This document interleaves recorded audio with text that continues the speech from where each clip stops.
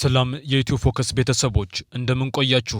በዛሬው መሰናዷችን በወቅታዊ የሀገራችን የሰላም ሁኔታ በተለይም በወልቃይት አካባቢ ስላለው አሁናዊ ድባብና ተያያዥ ጉዳዮች ላይ ዝርዝር መረጃዎችን ይዘንላችሁ ቀርበናል።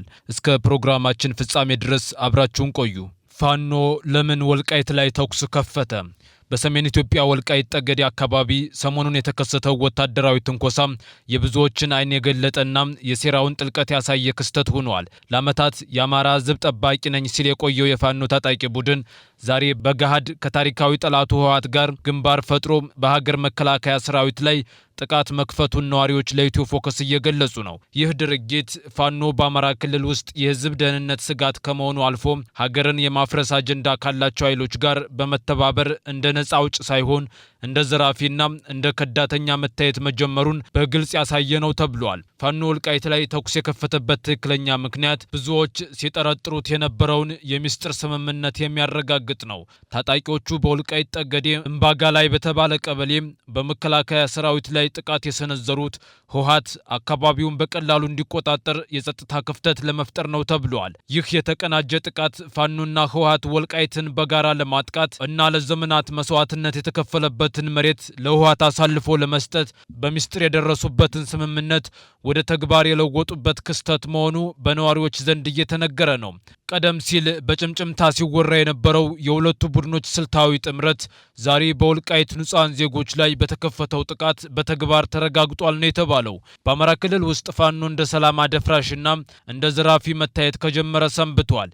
በተለያዩ ከተሞች የመንግስት ተቋማትን መዝረፍ፣ የልማት ስራዎችን ማደናቀፍና ንጹሃን ዜጎችን በማገት ገንዘብ መቀበል የቡድኑ መለያ ሆኗል ነው የተባለው። አሁን ደግሞ ይባስ ብሎ የወልቃይትን ህዝብ ለዳግም መከራ አሳልፎ ለመስጠት ከህወሓት ጋር መቆሙ ቡድኑ ለህዝብ ጥቅም የሚቆም ሳይሆን የራሱን ስልጣንና ጥቅም ለማሳደድ ማንኛውንም አይነት የክህደት መንገድ የሚመርጥ መሆኑን አሳይቷል እየተባለ ነው።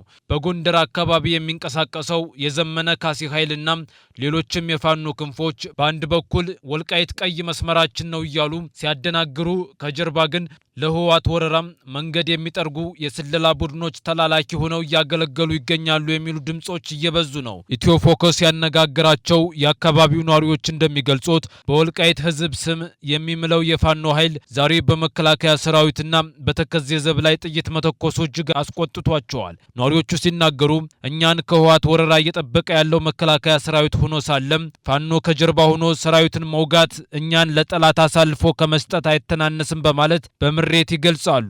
ሌሎች ያነጋገርናቸው የጠገዴ ነዋሪዎችም የፋኖ ታጣቂዎች በአካባቢው ገብተው ሰላም ማወካቸው በህዝቡ ዘንድ የነበራቸውን ጥቂት ተስፋ ጭምር ያጨለመና እንደ ዘራፊ እንዲታዩ ያደረገ መሆኑን ተናግረዋል። በየቀበሌው የሚገኙ እናቶች ሳይቀሩ ልጆቻችን ናቸው ብለን ስንጠብቃቸው መከላከያ ላይ ተኩሰው የጠላታችንን መንገድ ጠረጉ በማለት በሐዘን እንደሚናገሩ የኢትዮ ፎከስ ምንጮች ጠቁመዋል። መንግስት ማንኛውም አይነት የይገባኛል ጥያቄ የሆነ የፖለቲካ ልዩነት ከጦርነት ውጭ በሰላማዊ ድርድርና በህግ አግባብ ብቻ መፈታት አለበት የሚል ጽኑ አቋም ይዟል። ምንም እንኳን ታጣቂዎቹ በመከላከያ ሰራዊት ላይ ጥቃት ቢሰነዝሩም መንግስት ግን አሁንም ቢሆን የሰላም በሩ ክፍት መሆኑንና ደም መፋሰስን ለማስቀረት ዝግጁ መሆኑን እያሳየ ይገኛል። መንግስት ባለፉት 2 ዓመታት ብቻ በርካታ የሰላም አማራጮችን ለታጣቂዎቹ ቢያቀርብም እነሱ ግን የመረጡት ዘረፋን፣ ግድያንና ክህደትን ሆኗል። የመንግስት የሰላም አቋም በፕሪቶሪያው ስምምነትም ሆነም በቀጣይ በሚደረጉ የውይይት መድረኮች በግልጽ የታየ ነው። ሁሉንም ነገር በጠረጴዛ ዙሪያ መፍታት ይቻላል የሚለው የመንግስት መርህ ሀገሪቱ ወደ ልማትና ወደ ብልጽግና እንድትጓዝ የሚያደርግ ብቸኛው መንገድ ነው ተብሏል። ኢትዮ ፎከስ ያነጋገራቸው ታሪክ አዋቂ ነዋሪዎች እንደሚገልጹት ፋኖ ወልቃይት ላይ ተኩስ የከፈተው የክልሉን ህዝብ ለድርድር ማቅረቢያ ካርድ ለማድረግ እንጂ ለህዝብ አስቦ አይደለም። እንዲያውም የህወሓትን የበላይነት ለመመለስ የሚደረገው ጥረት አካል መሆኑን አብዛኞቹ ነዋሪ አሁን ላይ በሚገባ ተረድቷል ብለዋል። ወልቃይት ለዘመናት የአማራ ማንነት ጥያቄ ሲነሳበት የቆየችና ብዙ መስዋዕትነት የተከፈለባት መሬት ናት። ይህን መስዋዕትነት ወደ ጎን በመተው ዛሬ ፋኖ ከህወሓት ጋር ተባብሮ መከላከያን መውጋቱ የወልቃይትን ህዝብ ዳግም ለጭቆና አሳልፎ ከመስጠት አይተናነስም ነው የተባለው። የፋኖ ኃይልና ሌሎችም የአማራ ፋኖ ነን ባዮች በድርጊታቸው እያሳዩት ያሉት የህዝብ ወገንተኝነትን ሳይሆን የግል ዝናንና ስልጣን ፍለጋን ነው ብለዋል። በየመንደሩ የሚፈጸሙት ዝርፊያና በመንግስት ሰራተኞች ላይ የሚያደርሱት እንግልት የህዝብ ድጋፍ እንዲያጡ አድርጓቸዋል።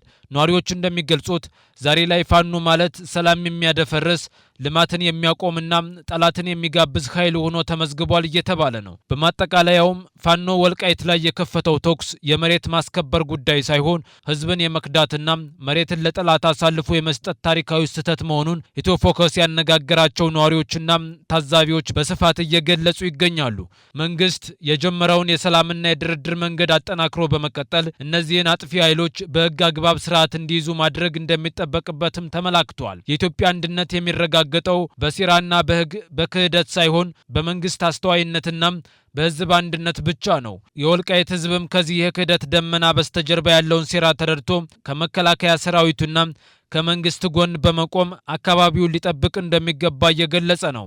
ፋኖ የአማራን መሬት ለህወሓት አሳልፎ ለመስጠት የጀመረው ይህ ክህደት በክልሉ ሰላም ላይ ምን አይነት አደጋ ይፈጥራል? ነዋሪዎች እንደሚሉት ፋኖ እንደ ጠባቂ ሳይሆን እንደ ሰላም አደፍራሽ መታየቱም በታጣቂዎች ስብስብ ላይ ምን አይነት ፖለቲካዊ ኪሳራ ያመጣል?